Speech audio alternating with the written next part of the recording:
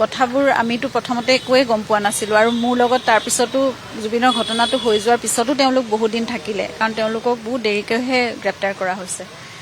জুবিনৰ 13 দিনীয়া সকামলৈকে যোৰহাটলৈকে তেওঁলোক আছে মোৰ লগতে তেতিয়াও মোক তেওঁলোকে যদি ক'লেহেঁতেন যে আমাৰ হাতত এনেকৈ আছে কথাটো যদি তেওঁলোকে বিচাৰিলেহেঁতেন সঁচা কথাটো মোক ক'ব পাৰিলেহেঁতেন কিন্তু কেতিয়াও একো কথা নজনালে গতিকে সেইখিনি তেওঁলোকে চাগে কিবা এটা নিজৰ মনত অভিসন্ধি আছিলে তেওঁলোকে তেনেকৈ ৰখা আৰু জুবিনৰ যিমানবোৰ ৰেকৰ্ডিঙৰ পইচা মানে থাকে সেইখিনি কেছ পইচা হ'লে জুবিনৰ হাতত কেতিয়াবা দিয়ে কেতিয়াবা তেওঁলোকৰ হাতত দিয়ে আৰু নহ'লে বা যেতিয়া UPI ট্ৰেন্সফাৰ কৰে তেতিয়া তেওঁলোকলৈ ট্ৰেন্সফাৰ কৰে তেওঁলোকৰ একাউণ্টত সেইকাৰণে তেনেদৰে কথাবোৰ হিচাপবোৰ ওলাইছে পিছত যেতিয়া SITয়ে গোটেইবোৰ চাইছে তন্নকৈ তেতিয়া তেওঁলোকৰ একাউণ্টত এক্সেছ পইচা ওলাইছে সেইকাৰণে তেওঁলোকে ধৰা পৰিছে পিছত তাৰ হিচাপ বিকাশ আৰু এতিয়া তাৰ তদন্ত ইতিমধ্যে কৰি পেলাই সেইখিনি